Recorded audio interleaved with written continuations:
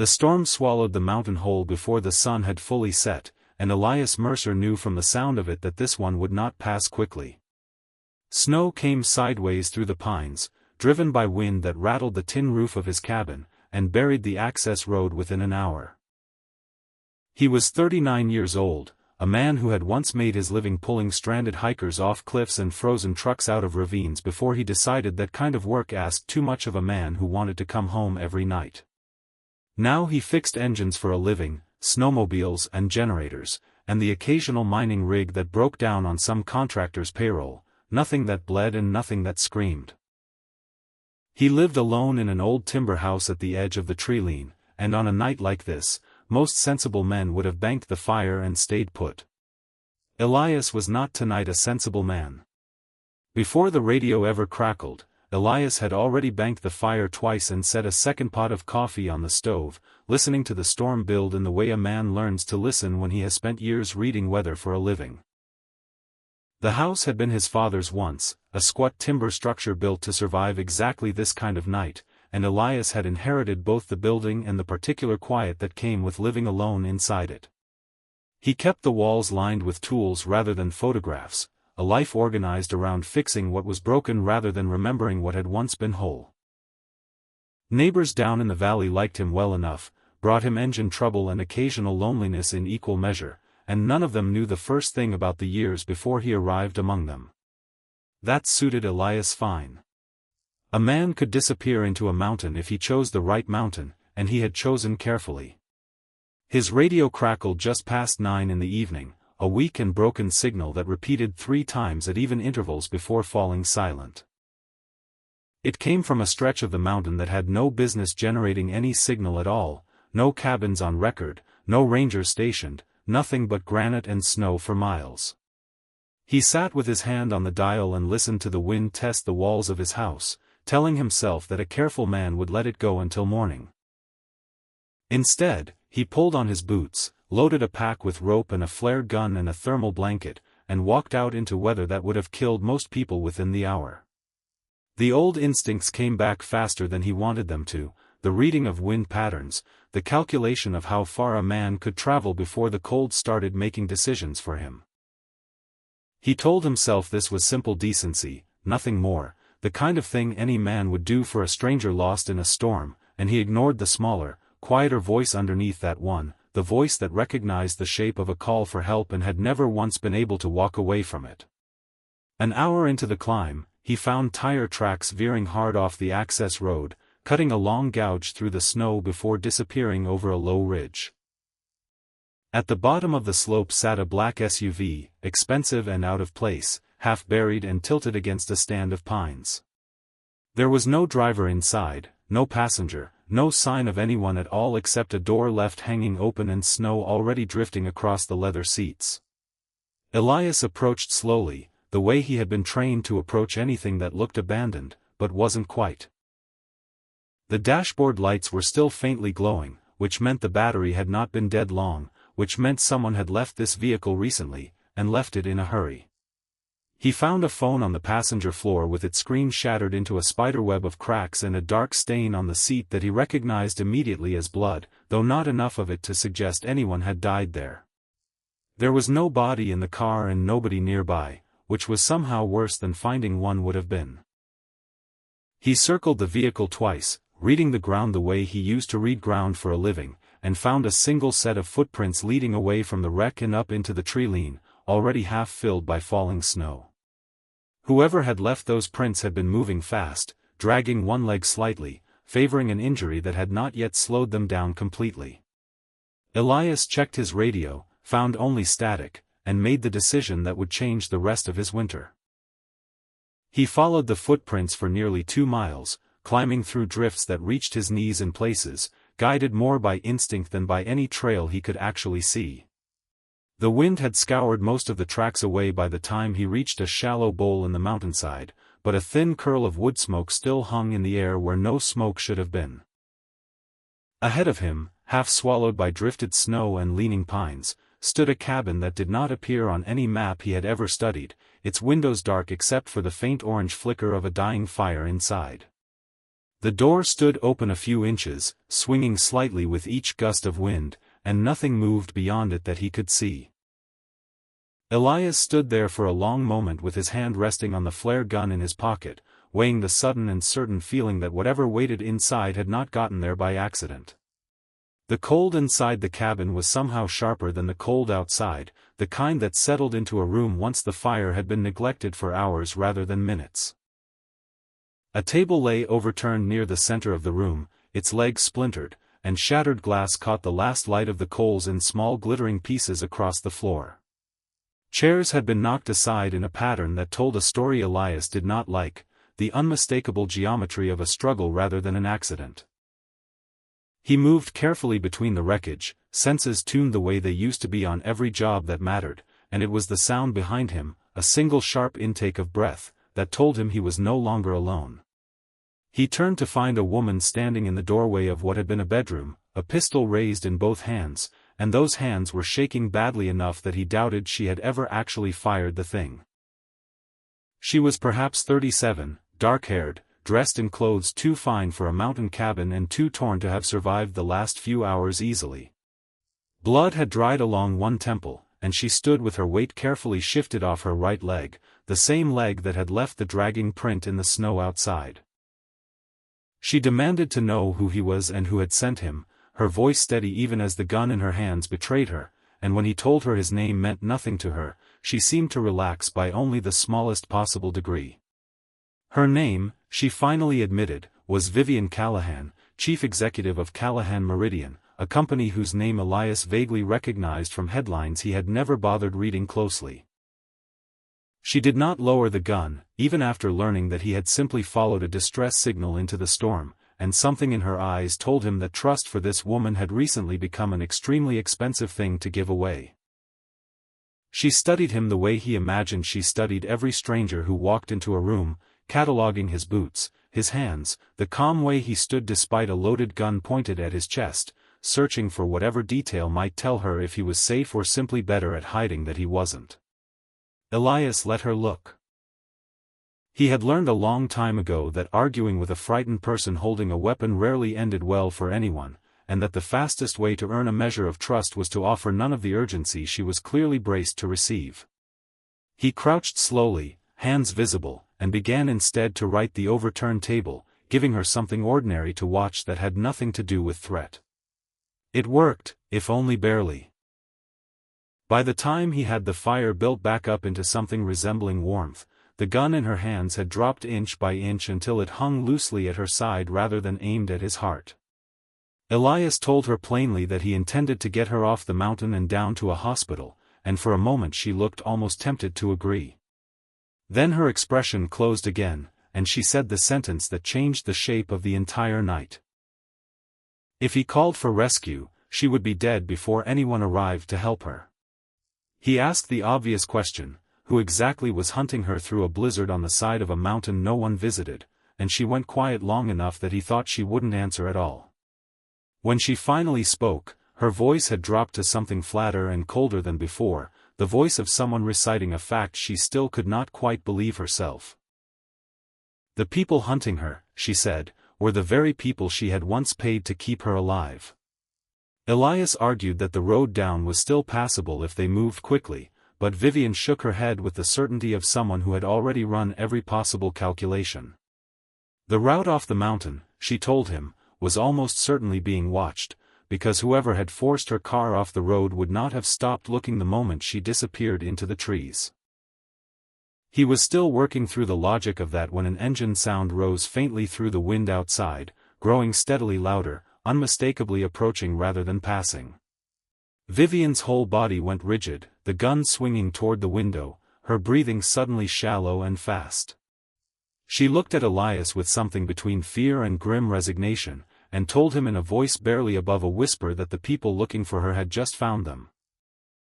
Elias killed every light in the cabin within seconds, moving through the dark space by memory and instinct, while Vivian pressed herself into the narrow storage room at the back of the building. Through a gap in the shutters, he counted at least 3 figures moving through the trees, their flashlight beams cutting careful arcs across the snow, their voices low and clipped in the particular cadence of men who had done this kind of work before. They never once spoke Vivian's name, which struck him as strange, until he caught a single phrase repeated between them, low and urgent, about something called the drive. He held perfectly still against the wall, counting seconds, cataloging exits, doing the math he used to do for a living on jobs that had nothing to do with broken snowmobiles. When the men finally circled back toward their vehicle without breaching the cabin, Elias exhaled for what felt like the first time in minutes and made his way to Vivian's hiding place. He asked her directly what a hard drive had to do with any of this, and for a moment she looked like she might keep lying to him the way she had been lying since he found her. Instead, she told him the truth in pieces, the way people do when the alternative has finally become more dangerous than honesty. She had discovered, buried inside her own company's books, evidence that a group of senior executives had been siphoning money through shell companies for years, and that the money did not stop at simple theft but fed into something far larger and far darker. She had spent months quietly gathering proof before anyone in that group realized she was looking, and all of it now lived on a single encrypted drive that she had been carrying the night her car went off the road. Elias asked the question that had been sitting in the back of his mind since he first saw her raise that trembling pistol, why a woman who ran an entire corporation hadn't simply called her own security detail the moment things turned dangerous. Vivian's answer came flat and bitter, the kind of sentence that had clearly cost her something to accept as true. The head of her security detail, the man she had trusted with her life for 3 years, was one of the people now hunting her through the snow. Before Elias could respond, the front door of the cabin splintered inward under a hard kick, and 2 of the men from outside came through fast with weapons raised and flashlights sweeping the dark. Elias moved on pure reflex, years of buried training surfacing all at once, yanking a frayed wire from the cabin's ruined fuse box and grounding it against the metal stove to throw a shower of sparks and smoke across the room. The confusion bought them seconds rather than minutes, but seconds were enough.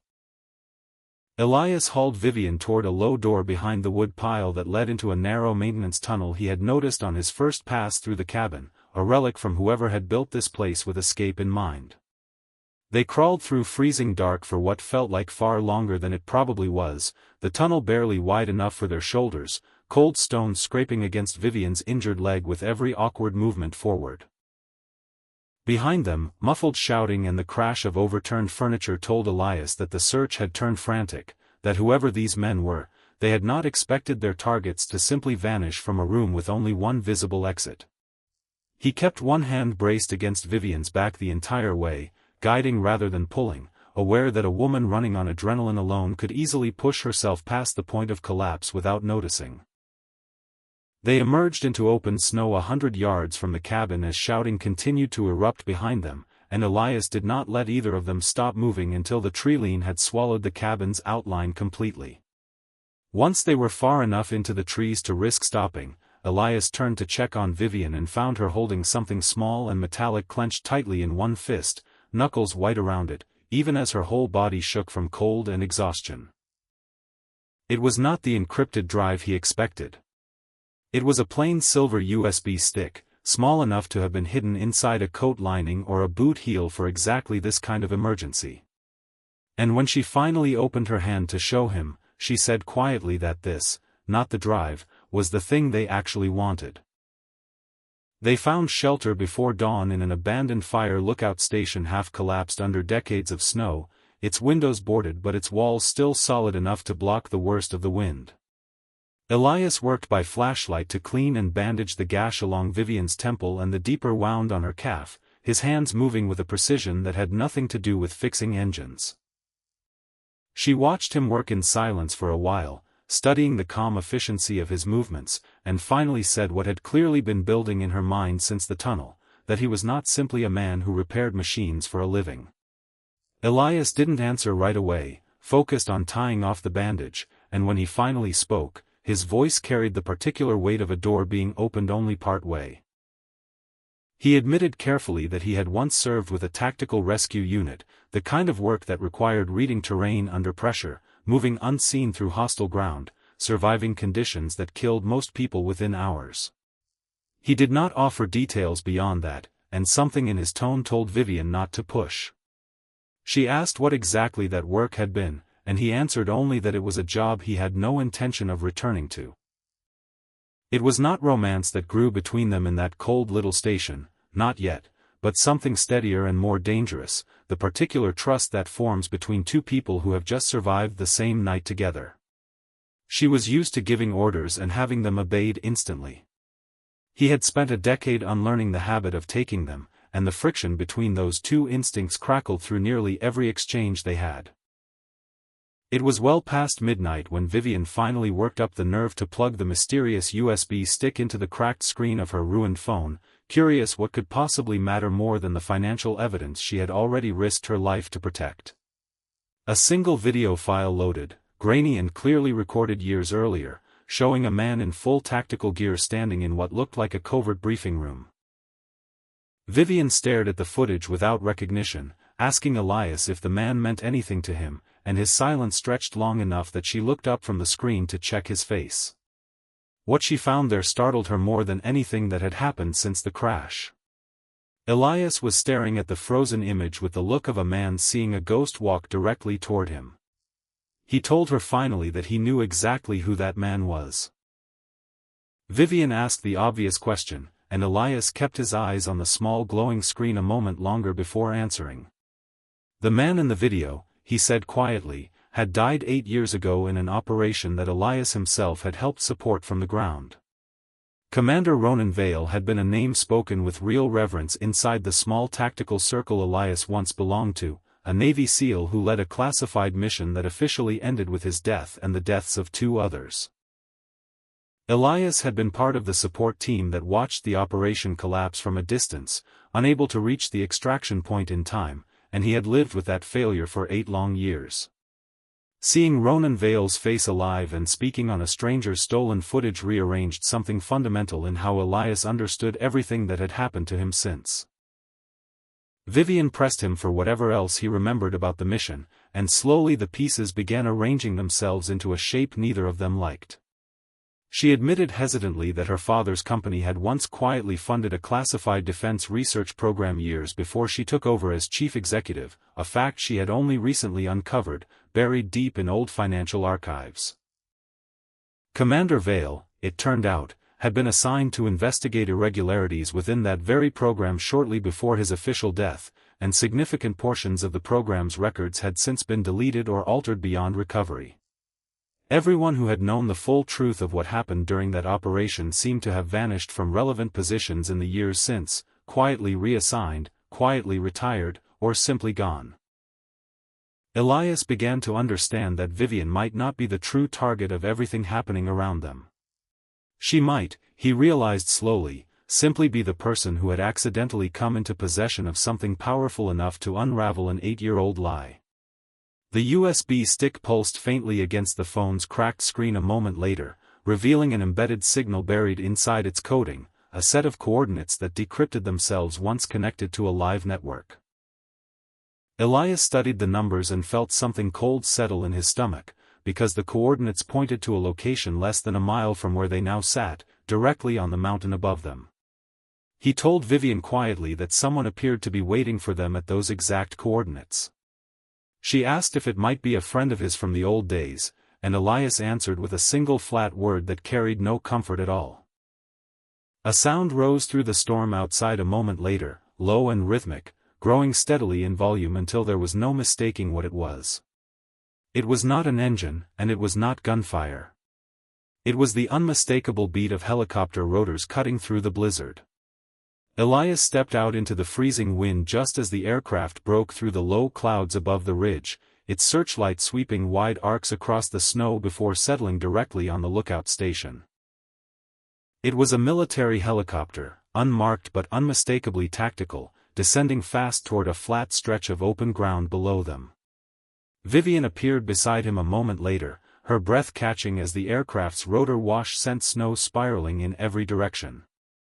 Armed figures dropped from the open side door before the skids had even fully settled, moving with the disciplined precision of men who had trained together for years, fanning out to secure the perimeter within seconds. Elias felt the old instincts rising in him again, sharper now than they had been in years, the body remembering a language the mind had spent a long time trying to forget. The man who stepped down last from the helicopter moved differently than the others, unhurried, certain of his own authority even in the chaos of the storm. He crossed the snow directly toward them, and as the searchlight caught his face fully for the first time, both Elias and Vivian froze in place. It was the man from the video. It was Commander Ronan Vale, unmistakably alive, standing in the snow 8 years after the world had been told he died. He looked at Vivian first, then let his gaze settle on Elias, with an intensity that suggested recognition running far deeper than a simple stranger's glance. Vivian could not find her voice at all, and even Elias, a man who had prided himself for years on staying composed under pressure, found himself momentarily unable to speak. Ronan broke the silence first, his voice rougher than Elias remembered it, carrying the particular weight of a man who had spent years being careful about every word. He told them plainly that he had not died on that mission, whatever the official record claimed, and that the greater surprise in his estimation was that Elias himself had survived the years since. He explained in clipped and economical sentences that he had faked his own death specifically to infiltrate the very network responsible for corrupting the operation in the first place, a network that had since planted loyal people inside agencies that were supposed to be trustworthy. He could not risk any conventional rescue channel, he said, because he no longer knew which channels remained clean and which had already been compromised. He had, in fact, spent years quietly searching for Elias specifically, certain that Elias held a piece of the puzzle that mattered more than anyone in the chain of command had ever admitted. Elias asked why he mattered at all, a mechanic living alone on the edge of a mountain with no rank and no clearance left to speak of. Ronan's answer was simple and devastating in its clarity. Elias, years earlier, had been the only person on the ground that night who noticed a critical inconsistency in the operation's timeline, a detail buried and dismissed before it could reach anyone with the power to act on it. Shortly afterward, Elias had been quietly pushed out of the unit entirely under circumstances that had never fully made sense to him. Ronan needed that memory now more than he needed almost anything else. He turned his attention to the drive itself, and Vivian handed it over without hesitation, watching the exchange with the weary fascination of someone realizing she had wandered into a story far older and larger than her own crisis. Ronan studied Elias for a long moment afterward and told him flatly that he should not be standing on this mountain at all. Elias answered that he was here regardless, and Ronan, after a pause, told him that from this point forward he would be coming with them. Before Elias could respond, one of the SEALs near the helicopter called out sharply, reporting an incoming signal on their secure channel. Ronan's expression shifted instantly from cautious relief to hard focus as he took the report through his earpiece, his jaw tightening with every second that passed. A heavily armed group, he announced grimly, was already moving up the mountain toward their position, and unlike the smaller team that had chased Elias and Vivian through the cabin earlier, this one carried enough firepower to level the entire lookout station and everyone inside it without much effort at all. The storm around them suddenly felt less like a threat and more like the only cover they had left. The SEAL team moved with brutal efficiency once the threat was confirmed, establishing a defensive perimeter around the lookout station within minutes, using terrain features Elias recognized instantly from his own years of training. He was no soldier, not anymore, and nobody pretended otherwise, but his knowledge of the mountain itself proved more valuable in that moment than any weapon in the team's arsenal. He remembered an old mining tunnel cut into the slope below the ridge decades earlier, long since abandoned and mostly forgotten, its entrance disguised now by drifted snow and dead brush. He proposed funneling the approaching attackers through the tunnel's narrow mouth, where their numbers and vehicles would count for nothing against a properly defended choke point. Ronan listened to the plan with the focused attention of a commander who had learned over many painful years never to dismiss good tactical instinct regardless of its source. Vivian, meanwhile, proved unexpectedly essential in ways that had nothing to do with combat at all. She understood her own company's internal financial architecture better than anyone alive, and as she studied the deployment patterns of the approaching force, she recognized something in their coordination that chilled her more than the storm itself. One of the figures leading the assault, visible briefly through a seal's thermal scope, moved and gestured exactly like a man she had worked alongside for years. It was her own chief financial officer, a man she had trusted with the company's most sensitive numbers, now leading an armed assault against her on a mountainside in the middle of a blizzard. The realization landed like a physical blow, another name added to a growing list of people who had quietly betrayed her while smiling across boardroom tables. The battle that followed unfolded in fragments of chaos and precision, gunfire cracking through the storm while snow-swallowed sound and muzzle flashes lit the darkness in violent bursts. Elias worked the terrain exactly as he had planned, luring two vehicles into a drift deep enough to trap their wheels completely, buying the defenders precious minutes while the trapped engines screamed uselessly against the snow. He pulled one wounded SEAL back from an exposed position under fire, the old training returning to his hands and legs as though no time had passed at all since he last did this kind of work for a living, the weight of another person's survival settling onto his shoulders in a way that felt both terrible and strangely familiar. Tracer fire cut bright lines through the falling snow, and for a long stretch of minutes, the mountain itself seemed to be holding its breath along with everyone fighting across its slope. Ronan directed his team with the economy of a man who had commanded far worse situations than this one, his voice steady over the radio even as the perimeter bent and nearly broke twice under sustained pressure.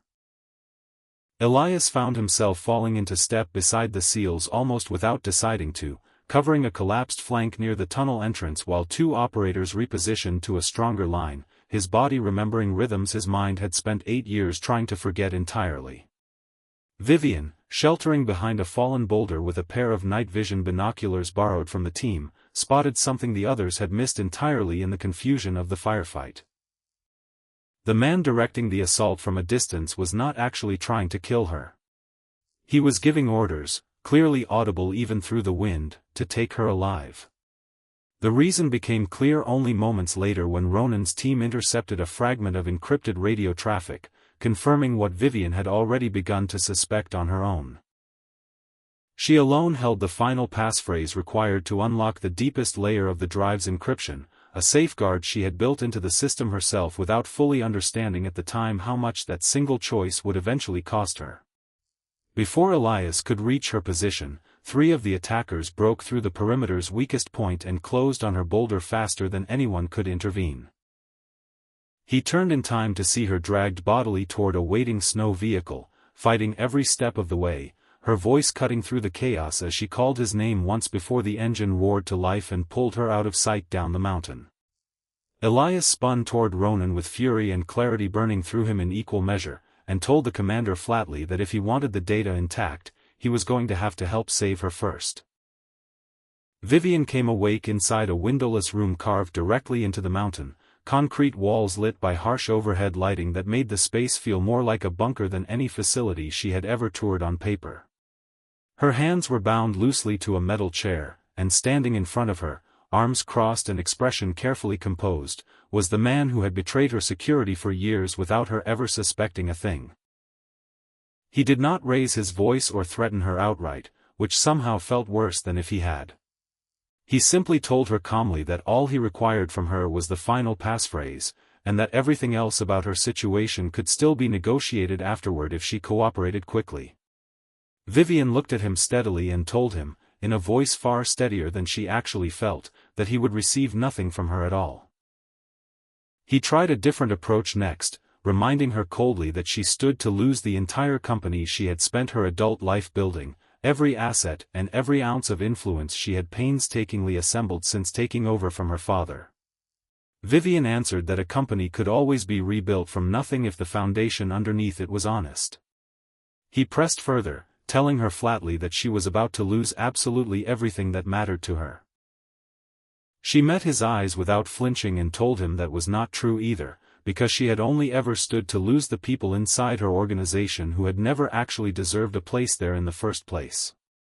He circled her chair slowly, the way a man circles something he is trying to convince himself he still controls, and reminded her that no one on the mountain knew where she was being held, that the storm alone would erase every trace of tonight before morning came. Vivian let the silence sit for a moment before answering, her voice quieter now but no less certain than before. She told him that she had spent years watching him manage her security detail with the same careful competence, and that she had never once in all that time seen the version of him standing in front of her now. He did not enjoy hearing that. She could tell because something behind his eyes flickered before he mastered it again. Something in her tone made him step back half a pace, unsettled despite himself by a prisoner who refused to sound like one. Outside the facility, Elias and Ronan approached from a service ridge overlooking the compound, studying its layout through a pair of tactical binoculars while the rest of the team held position in the trees below. Elias noticed a ventilation shaft cut into the rock near the compound's northern face, small enough to escape obvious notice but large enough, he suspected, for a determined man to crawl through. He proposed using it as an entry point rather than risking a frontal assault against a facility whose defenses they didn't fully understand. Ronan studied him for a long moment in the dim light, something like respect passing briefly across his weathered face, before agreeing to the plan without further argument.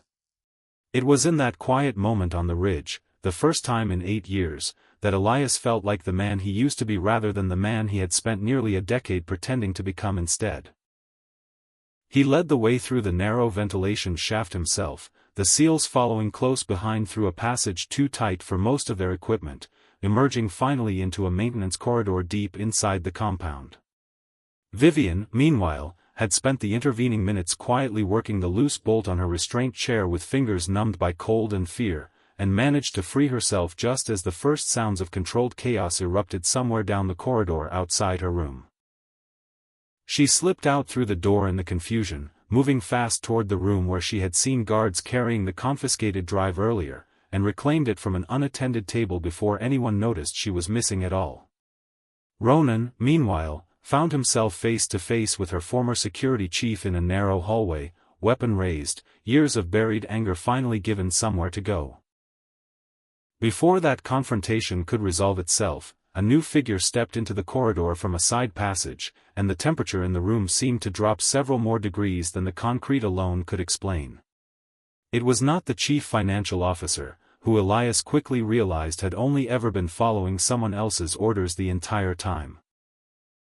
The man who emerged instead had once been one of Ronan's closest teammates, a fellow operator from the very mission that had supposedly claimed both their lives 8 years earlier. He looked at Elias with an expression somewhere between amusement and genuine surprise, and asked almost conversationally how a man was still standing there after all these years had passed.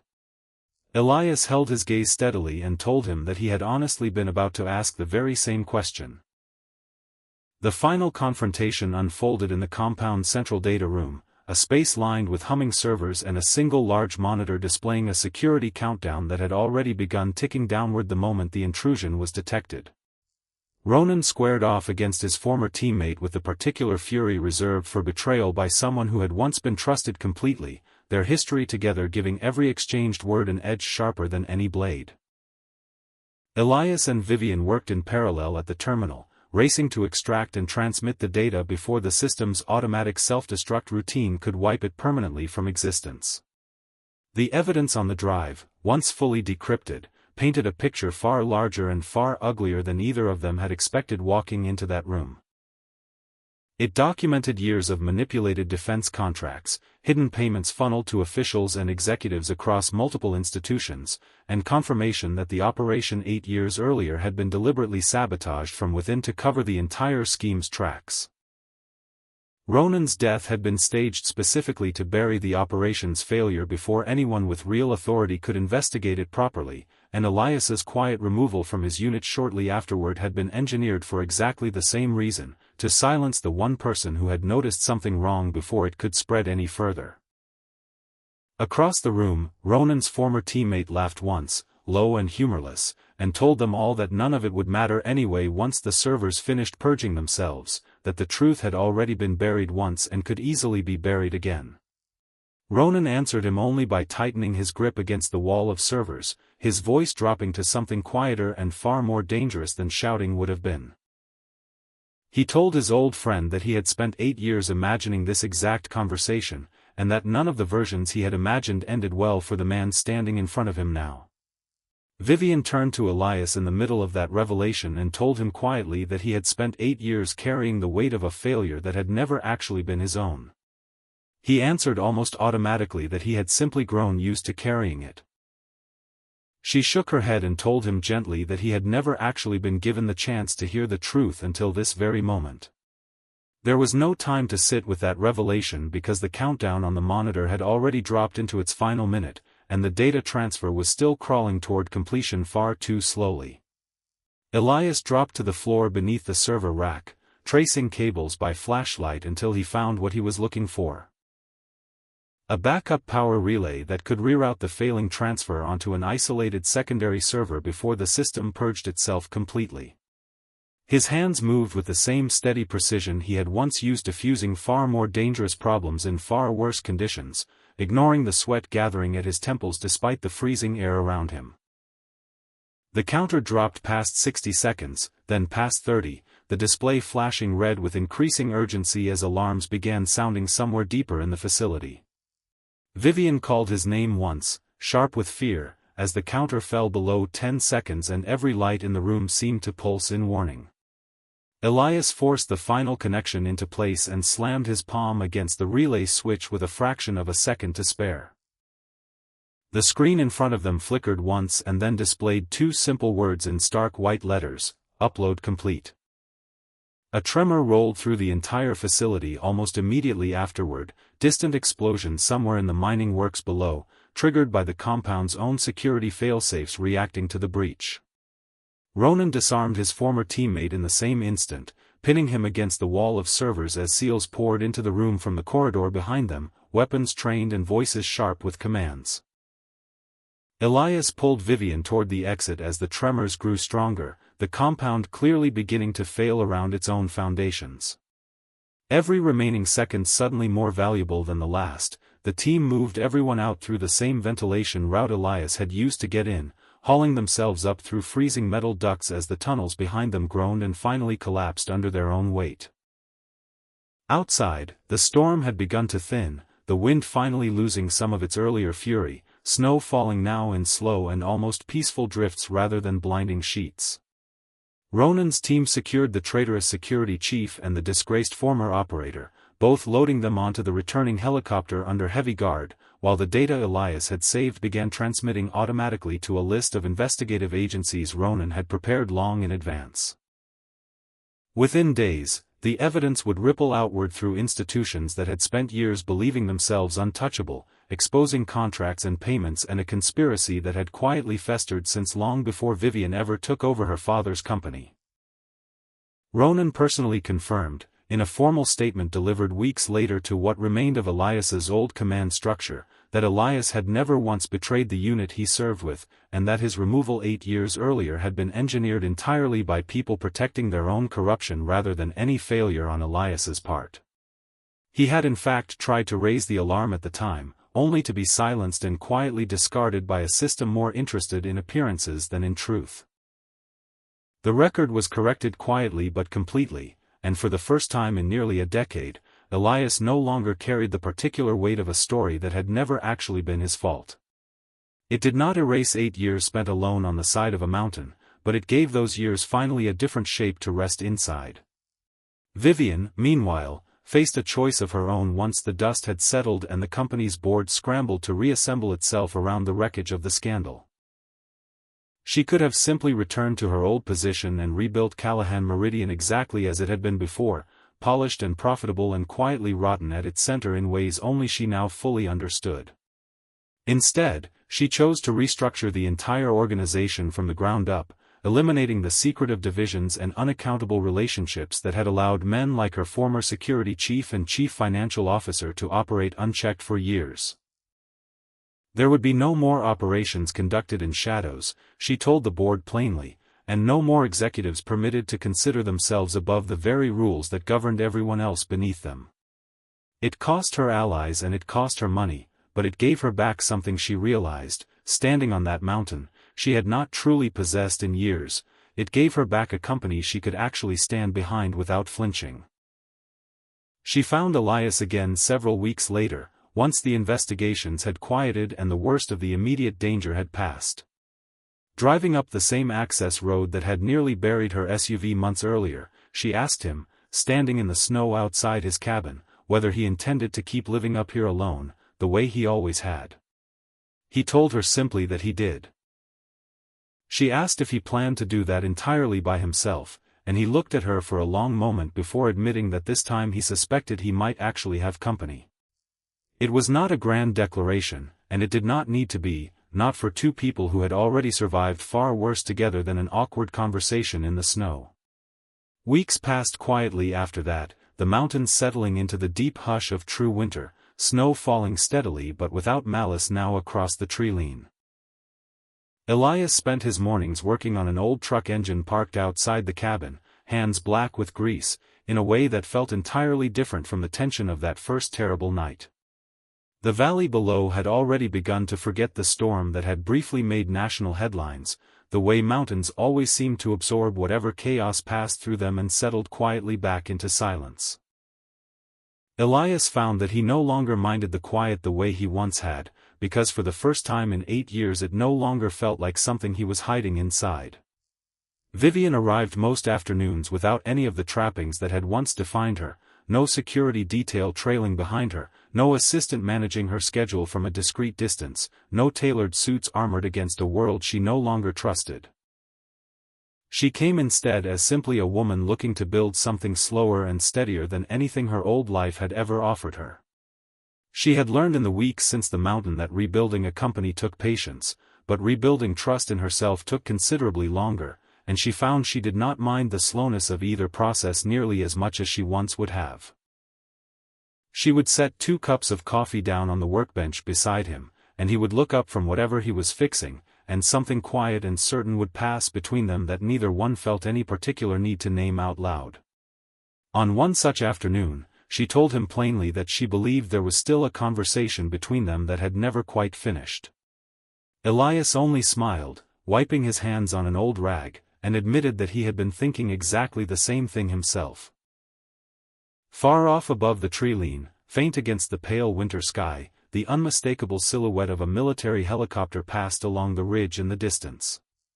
Ronan's voice crackled a moment later through the small radio unit Elias still kept clipped to his jacket out of habit, warning him dryly not to assume that any of this was truly finished yet. Elias glanced up toward the fading shape of the aircraft, and Vivian asked quietly whether more trouble was already on its way. He looked back at her, and at the cabin behind them, and at the life they had somehow started building out of the wreckage of that first terrible storm, and told her simply that it certainly seemed that way. Neither of them looked particularly troubled by the thought.